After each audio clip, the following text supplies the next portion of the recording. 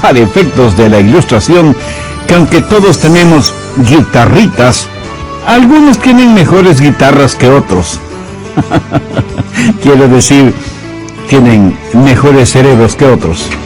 Bienvenidos a El Amor que Vale. Soy Andrés García Vigio y les agradezco su amistad y sintonía. Hoy, el Dr. Adrian Rogers, en la voz del pastor Lenín de Llanón, inicia su estudio bíblico, La batalla por la mente. Tenga la bondad de buscar la segunda epístola a los Corintios, capítulo 10. Hoy hablaremos de la batalla por nuestra mente, porque esta es una batalla que todos estamos peleando y es importantísima. ¿Se ha dado cuenta que algunas de nuestras batallas son realmente tontas? Escuché de un hombre que se puso a dieta tratando de perder peso, pero en su camino hacia el trabajo había una cafetería, y él pensó cuán bueno sería tomarse un cafecito con un rico pan de dulce. Y pensó, si encuentro un estacionamiento vacío frente a la cafetería, entro. Y así lo hizo. Después de manejar como 10 veces frente a la cafetería, hubo un estacionamiento vacío. Todos en mayor o menor grado tenemos esa clase de batallas, ¿verdad? Pero hay una batalla que es mucho más siniestra y mortal. Es la batalla por la mente. Esta batalla es entre Dios y Satanás. Y el campo de batalla es nuestra mente, nuestra alma. Y todos quienes somos cristianos estamos en medio de esta batalla. Busque 2 Corintios 10, los versos del 3 al 5. Pues aunque estamos en la carne, no militamos según la carne. Porque las armas de nuestra milicia no son carnales, sino poderosos en Dios para la destrucción de fortalezas, derribando argumentos y toda altivez que se levanta contra el conocimiento de Dios, y llevando cautivo todo pensamiento a la obediencia a Cristo. Toda vez que esta batalla es real, este mensaje no solo que es de advertencia, sino también un llamado a las armas. Pero también deseo que sea de ánimo, porque cuando usted nace de nuevo, nace para ganar. Dios no le salva para que viva una vida derrotada. Pablo dijo, mas a Dios gracias, el cual nos lleva siempre en triunfo en Cristo Jesús. El plan de Dios para cada uno de sus hijos es de triunfo y de victoria en nuestras mentes. Quiero destacar 3 puntos en esta batalla por nuestra mente. Primero, las armas de nuestro enemigo. Veamos nuevamente el verso 4, porque las armas de nuestra milicia no son carnales, sino poderosas en Dios para la destrucción de fortalezas. Ahora, ¿quiénes son los participantes en esta guerra? ¿Quién ha declarado la guerra contra su mente, contra su alma? Nuestro enemigo no lo podemos ver física o carnalmente. Busque Efesios 6, 12. Porque no tenemos lucha contra carne y sangre, sino contra principados, contra potestades, contra los gobernadores de las tinieblas en las regiones celestes. El diablo se ha ubicado en lugares estratégicos para hacerle la guerra a usted, y cuenta con una multitud de demonios para ese propósito. Son invisibles y están dedicados a la destrucción de su vida mental, dirigidos y bajo la autoridad del príncipe de las tinieblas que es Satanás. ¿Cuál es el trofeo en esta guerra? ¿Cuál es el campo de batalla? Veamos el verso 5.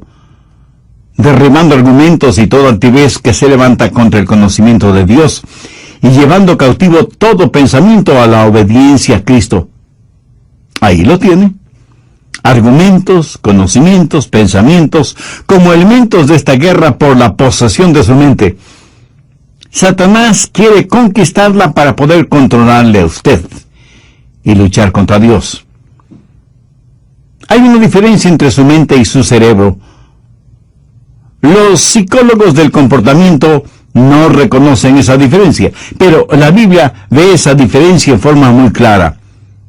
Su mente no es la que piensa, sino su cerebro, y la relación entre mente y cerebro es la misma que existe entre un guitarrista y su guitarra. El guitarrista utiliza la guitarra para expresarse por medio de la música. Hay una diferencia entre mente y la materia gris de su cerebro. Mente y cerebro son dos cosas separadas. Y tengo que reconocer, para efectos de la ilustración, que aunque todos tenemos guitarritas, algunos tienen mejores guitarras que otros. Quiero decir, tienen mejores cerebros que otros. Ahora escúcheme atentamente. Cuando usted se salva, tiene la mente de Cristo. No significa que su capacidad mental será extraordinaria, sino que tendrá la capacidad de pensar utilizando el cerebro que tiene. El diablo quiere su mente. Y el hecho de que usted tenga la mente de Cristo, el hecho de que usted haya sido salvado, no significa que la guerra se ha terminado para usted. Recuerde que Pablo está escribiendo a los hermanos en la iglesia de Corinto. Sin embargo, el apóstol tiene preocupación espiritual por ellos. Veamos 2 de Corintios 11:3. Pero temo que como la serpiente con su astucia engañó a Eva, vuestros sentidos sean de alguna manera extraviados de la sincera fidelidad a Cristo. ¿Qué es lo que está diciendo el apóstol Pablo? Está diciendo que él siente temor de que, así como el diablo en forma sutil engañó a Eva, las mentes de ellos puedan ser corrompidas por Satanás y abandonen la sincera y pura devoción que deben tener a Cristo. El diablo pues quiere corromper su mente y tratará de evitar por todos los medios posibles el que usted tenga la mente de Cristo. Y Pablo está tratando a los hermanos en Corinto como si fueran sus hijos. Mire lo que dice en el verso 2 del capítulo 11, 2 de Corintios. Porque os celo con celo de Dios, pues os he desposado con un solo esposo, para presentaros como una virgen pura a Cristo. Ahora, ¿qué significa esto de celo de Dios? Usted sabe, los celos pueden ser buenos o malos. Hay un celo que puede destruir, y hay un celo que protege a aquellos que amamos. Los esposos, por ejemplo, deben ser celosos de tener una devoción pura por su esposa, por sus hijos. Y lo mismo es con las esposas en su devoción hacia su esposo e hijos. El celo protector mutuo es necesario dentro del hogar. Un padre amoroso quiere llevar hasta el altar matrimonial a su hija y entregársela al novio como una virgen pura. El problema en la actualidad es que hay tantos padres que no entienden que su trabajo, su responsabilidad es criar hijas piadosas para entregarlas vírgenes en el altar matrimonial. Ese debe ser el propósito de un padre genuinamente cristiano. Pablo usa esa analogía para decir que los hermanos en Corinto eran sus hijos espirituales, eran la novia de Cristo, y que no quería que fueran engañados y corrompidos en sus mentes. Prácticamente les está diciendo, cuando les presenten las bodas del Cordero, quiero que sean como una virgen casta y pura para el Señor. Tristemente tengo que reconocer que no hay suficiente pureza en las iglesias en nuestros días. Tal parece que las novias han perdido la capacidad de sonrojarse frente a las cosas impuras. La iglesia necesita recobrar la virtud de la pureza. Leí la historia de un hombre que vivió en Londres hace muchos años. Se le conocía simplemente como el señor Betts. Tenía un almacén de música. Un día un hombre vestido con harapos entró en el almacén y le dijo, necesito algo para comer. Por favor, quisiera comprar mi violín. El señor Betts le dijo que ya tenía muchos violines. Pero el harapiento insistió, es que estoy verdaderamente necesitado. Por favor, cómpreme el violín. El señor Betts le compró el violín, por lo que en Londres hubiera sido el equivalente de $5. El hombre tomó el dinero, lo guardó en sus harapientas ropas y se fue. El señor Betts, que era músico, puso el violín bajo su quijada y empezó a tocar. Armoniosas y resonantes notas salieron de ese violín.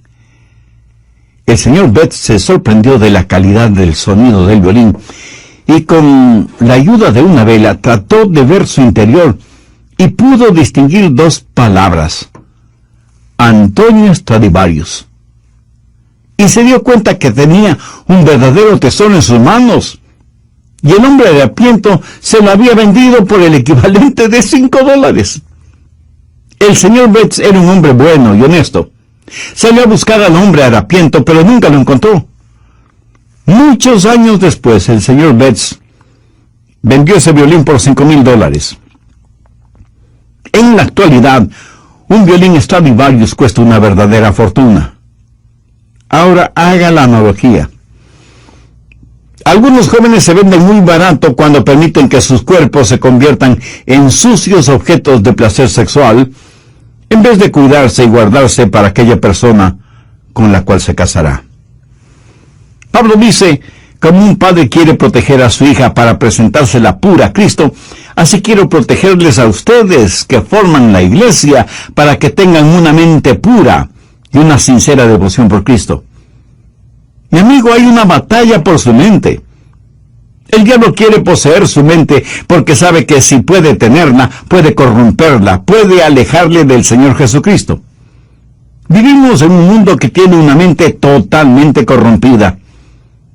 Y recuerde que, de acuerdo a Génesis 6, Dios destruyó a toda una civilización porque todo designio de los pensamientos del corazón de ellos era de continuo solamente el mal. Por favor, busque Romanos 8:6. Porque el ocuparse de la carne es muerte, pero el ocuparse del Espíritu es vida y paz. Y en Proverbios 23:7 leemos: porque cuál es su pensamiento en su corazón, tal es él. O sea, la Biblia claramente enseña que necesitamos guardar, proteger nuestra mente. De paso, quiero decir algo para aquellos que pudieran estar cautivos en eso de la meditación trascendental. Eso es muy, pero muy peligroso. ¿Sabe lo que la meditación trascendental hace? Abre su mente para los espíritus diabólicos. A los practicantes de esta forma de ocultismo se les dice que deben entrar en un estado de meditación, a fin de hacer contacto con los espíritus. Mi amigo, eso es como irse por la noche a la cama, después de abrir todas las ventanas y todas las puertas, y esperar para ver qué o quién entra en su casa. Y usted dice: espero esta noche hacer contacto. Sí, a lo mejor hace contacto, pero con espíritus diabólicos. Su mente debe estar fija, firme en el Señor Jesucristo. El profeta Isaías dijo: tú guardarás en completa paz aquel cuyo pensamiento en ti persevera. El diablo quiere su mente para continuar con su guerra contra Dios. Y Dios quiere su mente porque es por medio de ella que Dios le habla, le alcanza. Busque Efesios 4, los versos 17 y 18. Recuerde que Pablo escribió esta carta a los hermanos creyentes y les dice: esto pues digo y requiero en el Señor, que ya no andéis como los otros gentiles, que andan en la vanidad de su mente, teniendo el entendimiento entenebrecido, ajenos a la vida de Dios, por la ignorancia que en ellos hay, por la dureza de su corazón. Cuando Dios se comunica con usted, lo hace a través de su mente. En la actualidad tenemos a personas que van a los servicios de adoración y ponen todo su énfasis en el emocionalismo. Permítame decir que Dios no se comunica por medio de sus emociones, porque las emociones son la parte más superficial de su naturaleza. La salvación es el trabajo profundo de Dios. La gente se emociona con el ritmo de la música, se les pone la piel de gallina y dicen que han tenido una experiencia con Dios, cuando la verdad es que solo han tenido un hipo emocional.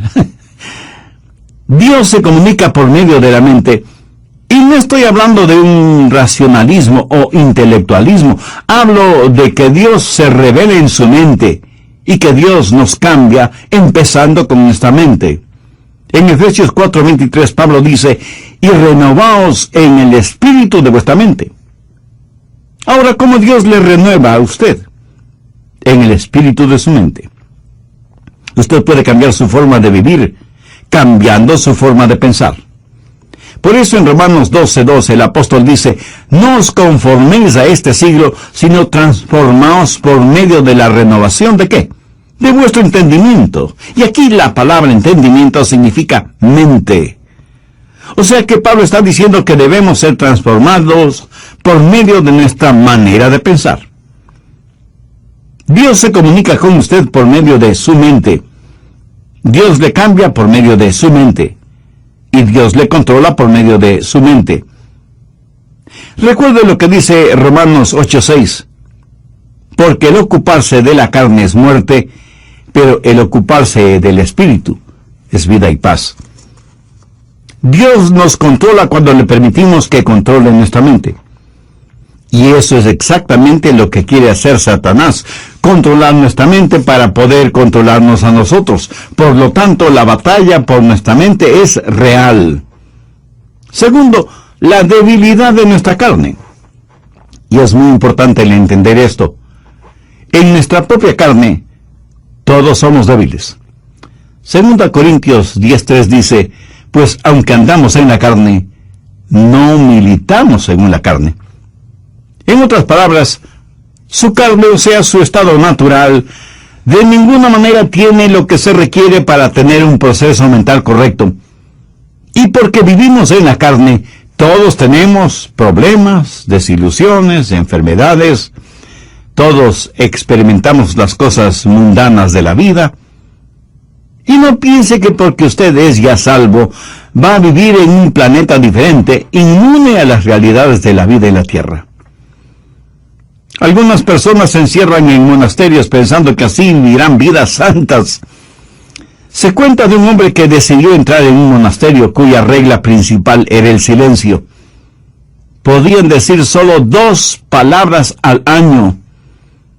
Al cumplir el primer año fue llamado por el superior del monasterio, quien le dijo, ya tienes un año aquí y puedes decir tus 2 palabras. Y el hombre simplemente dijo, cama dura. Después del segundo año, sus 2 palabras fueron, mala comida. Al tercer año, y frente a su superior, dijo, me voy. Y su superior le contestó, está muy bien que te vayas.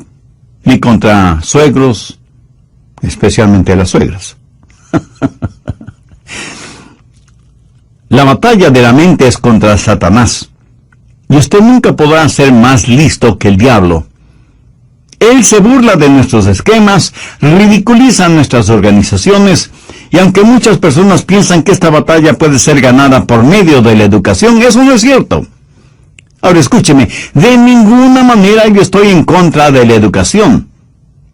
Pero si usted educa a una persona que no conoce al Señor Jesucristo, lo único que hará es tener una persona más peligrosa, porque seguirá siendo un diablo, pero bien educado. Antes de ser salvo, yo tuve un amigo que era alcohólico y asistió a varios programas para rehabilitarse, pero luego aceptó al Señor Jesucristo como su Salvador, y esto es lo que él me compartió. Yo asistí a esos programas sin conocer al Señor Jesucristo. Era un borracho consuetudinario, y de esos programas salí siendo todavía un borracho, pero ahora tenía educación. Lo ve, la educación no es la respuesta. Pero tampoco la legislación es la respuesta para la mente. Las armas de nuestra guerra no son carnales. ¿Cree usted que las leyes pueden controlar la forma de pensar de los seres humanos? En la actualidad estamos tratando de tener leyes para controlar lo que pensamos. La ley castigará toda manifestación de odio, verbal o físico. Sin embargo, ninguna legislación puede obligarnos a amarnos unos a otros, o a odiarnos unos a otros. Las leyes solo pueden restringir la maldad, pero no pueden impulsar la bondad. Así que ni la educación ni la legislación son la respuesta. El medio ambiente tampoco es la respuesta. Pablo dice que las armas de nuestra guerra no son carnales, y la educación, la legislación y el medio ambiente son métodos carnales. Esas son cosas que la gente puede hacer sin el Señor Jesucristo. ¿Cree que si usted tiene un mejor medio ambiente, eso cambiará su manera de pensar? Bueno, solo quiero que recuerde que Adán y Eva se metieron en problemas estando en el jardín del Edén.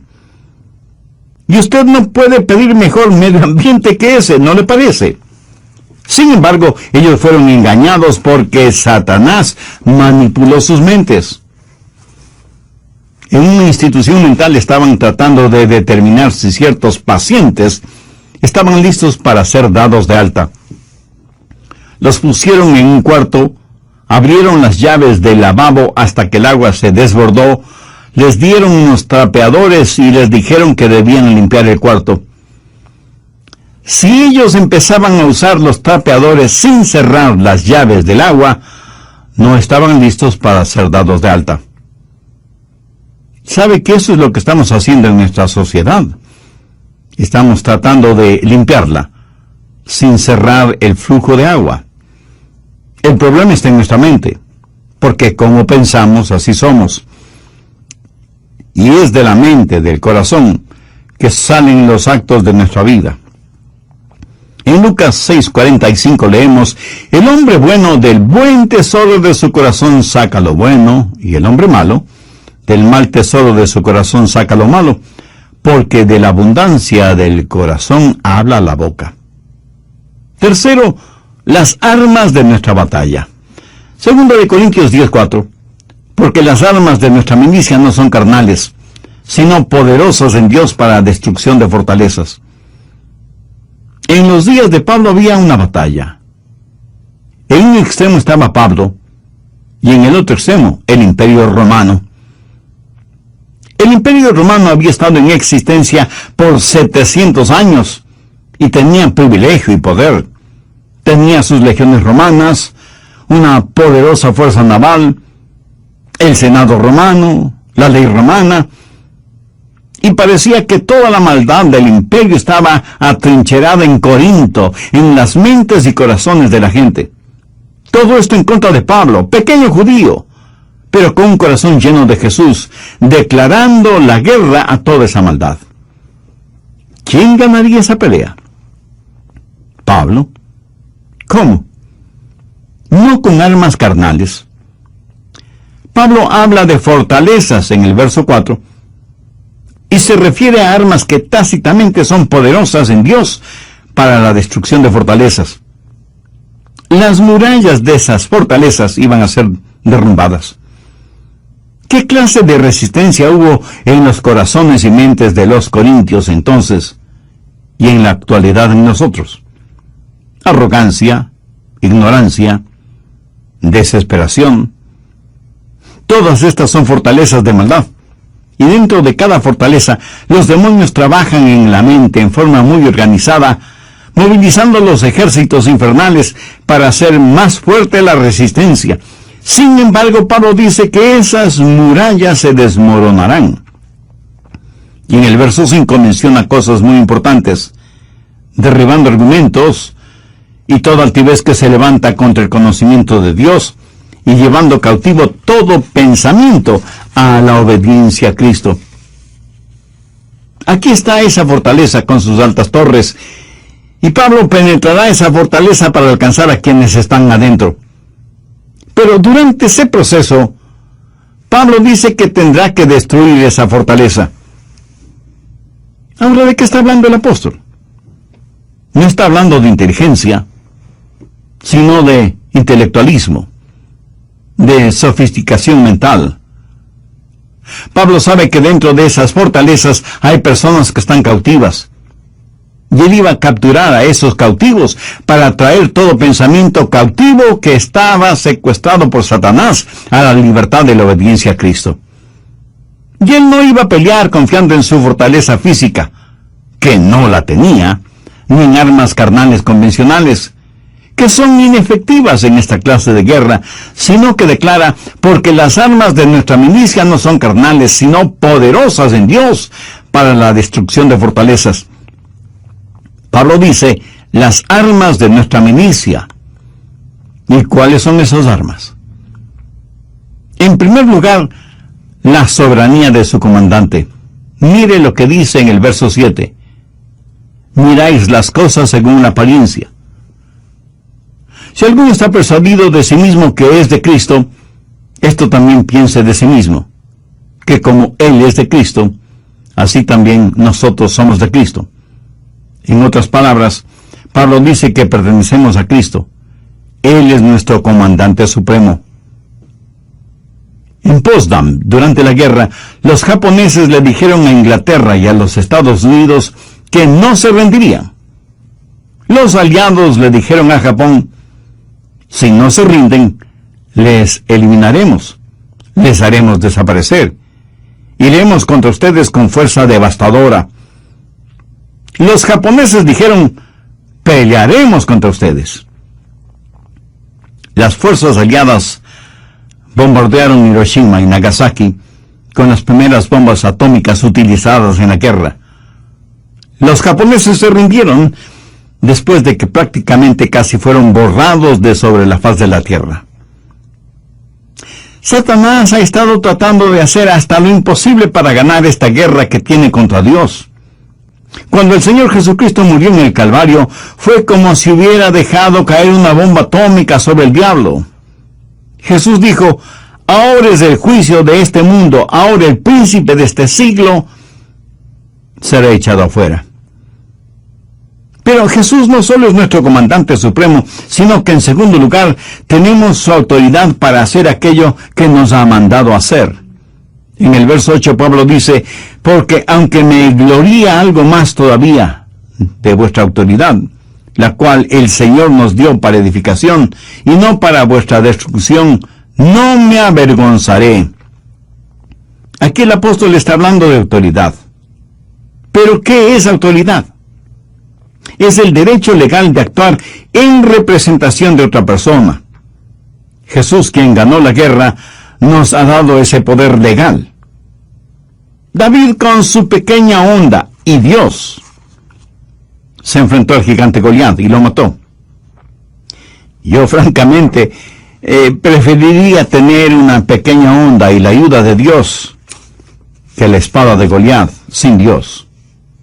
Jesús nos da esa autoridad. Anote al margen Lucas 10, los versos 19 y 20, que registran las siguientes palabras del Señor Jesús. Y aquí os doy potestad de hollar serpientes y escorpiones, y sobre toda fuerza del enemigo, y nada os dañará. Pero no os regocijéis de que los espíritus se os sujeten, sino regocijaos de que vuestros nombres están escritos en los cielos. Jesús dice que como hijos suyos tenemos poder, tenemos autoridad sobre todas las huestes diabólicas, pero que no debemos envanecernos ni regocijarnos por eso. No debemos ser orgullosos de tener esa autoridad, sino que nuestro gozo verdadero debe ser el saber que nuestros nombres están escritos en los cielos. Escúcheme, no es cuánto sabe usted sobre el diablo lo que le libera. Es su conocimiento del Señor Jesucristo lo que le dará la verdadera libertad. No hemos sido llamados a ser creyentes cazadores de fantasmas espirituales.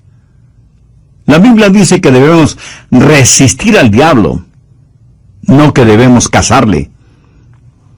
Así que no solo tenemos que entender, en primer lugar, que tenemos un soberano que es nuestro comandante, y en segundo lugar, que tenemos su autoridad para llevar a cabo sus órdenes, y en tercer lugar, que hay la certeza de nuestro valor, de nuestro coraje, de nuestra osadía espiritual.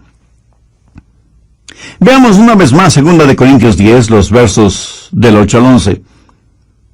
Porque aunque me gloríe algo más todavía de vuestra autoridad, la cual el Señor nos dio para edificación y no para vuestra destrucción, no me avergonzaré. Para que no parezca como que os quiero amedrentar por cartas, Porque a la verdad, dicen, las cartas son duras y fuertes, mas la presencia corporal débil y la palabra menospreciable. Eso tenga en cuenta tal persona, que así como somos en la palabra por cartas, estando ausentes, lo seremos también en hecho, estando presentes. ¿Qué motivó a Pablo a escribir estas palabras? Bien, veamos brevemente el trasfondo del asunto.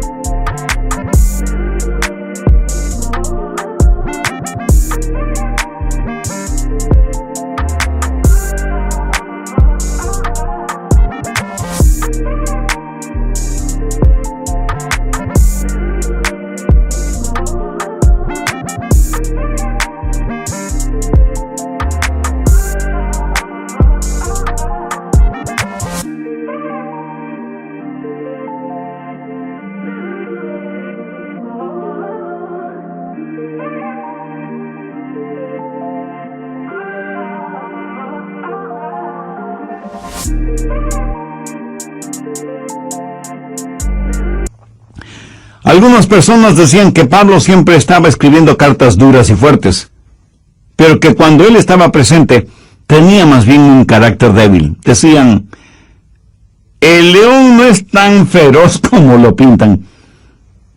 Y Pablo tiene que asegurarles que tanto como era fuerte y duro en sus cartas, lo mismo sería en forma personal cuando estuviera entre ellos. Pero les dice algo más, que pertenecía a Cristo, y que Cristo había ya ganado las batallas por él, que Cristo mismo le había dado autoridad, y que debido a esas circunstancias tenía el valor y el poder para ganar esta batalla de la mente. Por favor, escúcheme con atención. Lo que usted piense, eso es lo que será. Chuck Swindoll está en lo correcto cuando afirma que la actitud de una persona lo es todo. Una vez que usted ha recuperado la fortaleza de su mente, necesita de inmediato protegerla, resguardarla.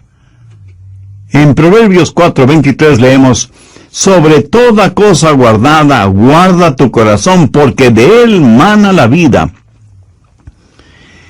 En los aeropuertos de las más grandes ciudades metropolitanas del mundo, las medidas de seguridad son realmente impresionantes. Sensibles detectores metálicos avisan al personal correspondiente si usted tiene en sus bolsillos llaves, monedas o cualquier otro objeto metálico. Detectan anillos, aretes, collares, pulseras, relojes. Y en la actualidad las cámaras de rayos X pueden ver la totalidad del cuerpo humano, por si alguien trata de llevar oculto entre su ropa íntima algún objeto o sustancias prohibidos. A veces pienso que sería formidable el tener esos sofisticados detectores a la entrada de las iglesias para detectar el pecado. Pero si tal cosa fuera posible, estoy seguro que nadie quisiera entrar en las iglesias, ni siquiera sus pastores. En Filipenses 4:8 Pablo dice, por lo demás, hermanos, todo lo que es verdadero, todo lo honesto, todo lo justo, todo lo puro, todo lo amable, todo lo que es de buen nombre, si hay virtud alguna, si algo digno de alabanza, en esto pensad. Dios nos hizo de tal manera para que no podamos pensar en dos cosas distintas al mismo tiempo. Permítame explicar de esto. Si usted está pensando en algo que es bueno y correcto, de ninguna manera puede pensar al mismo tiempo en algo malo e incorrecto. Y usted no tiene que ser inteligentísimo para ver la lógica de esta declaración. Y aunque ya lo he mencionado varias veces, usted es lo que piensa. Proverbios 23:7 dice, porque cuál es su pensamiento en su corazón, tal es él. Proteja su mente. Tenga al Señor Jesús como el punto central de su mente. No permita que el diablo le robe la devoción de su corazón puro hacia el Señor Jesús.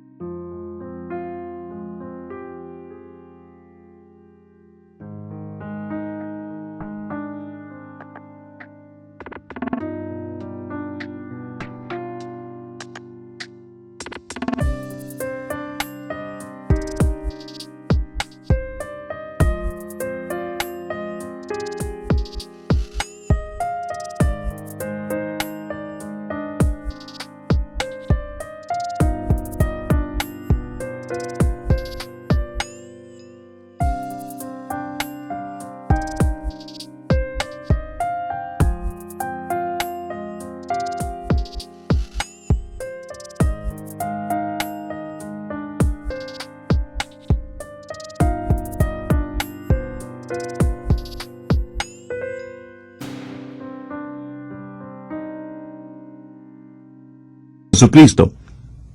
Viva permanentemente enamorado de Jesús y jamás se avergüence de confesar su amor por Él.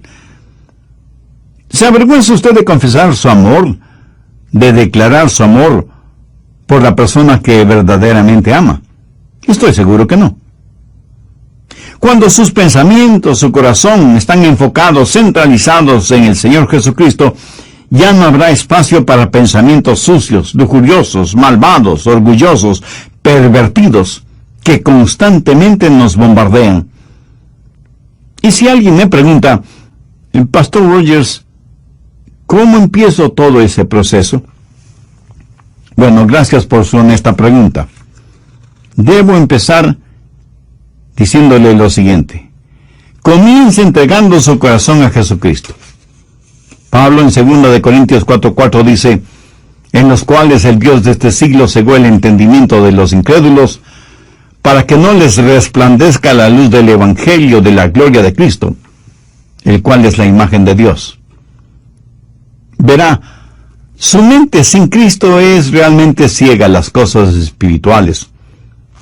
No quisiera que Dios removiera esa ceguera espiritual al entregar su corazón a Jesús. Si todavía no es salvo, no quisiera hacer esa decisión este mismo momento. Si ese es el deseo de su corazón, quien quiera que usted sea y donde quiera que esté, le invito a orar conmigo la siguiente sencilla oración. Señor Jesús, te necesito como el sediento necesita agua, como el hambriento necesita pan. Te necesito para esta vida aquí y para la vida en la eternidad.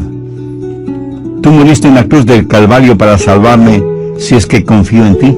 Y sí, confío en ti con todas las fuerzas de mi ser. Por eso te invito a que vengas a mi corazón, seas mi Salvador y mi Señor. Te entrego el control total de mi vida y pido tu ayuda para que me ayudes a vivir de acuerdo a tu voluntad.